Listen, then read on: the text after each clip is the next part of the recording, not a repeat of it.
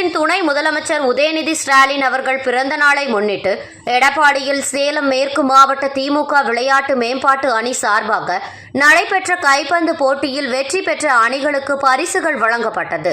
தமிழகத்தின் துணை முதலமைச்சரும் இளைஞர் நலன் மற்றும் விளையாட்டு மேம்பாட்டுத்துறை அமைச்சருமான உதயநிதி ஸ்டாலின் அவர்கள் பிறந்த நாளை முன்னிட்டு சேலம் மேற்கு மாவட்ட திமுக செயலாளரும் சேலம் நாடாளுமன்ற உறுப்பினருமான TM செல்வகணபதி ஆலோசனைப்படி சேலம் மேற்கு மாவட்ட திமுக விளையாட்டு மேம்பாட்டு அணி சார்பில் அதன் மாவட்ட துணை அமைப்பாளர் தினேஷ் ராஜா தலைமையில் மாபெரும் கைப்பந்து போட்டி நடைபெற்றது.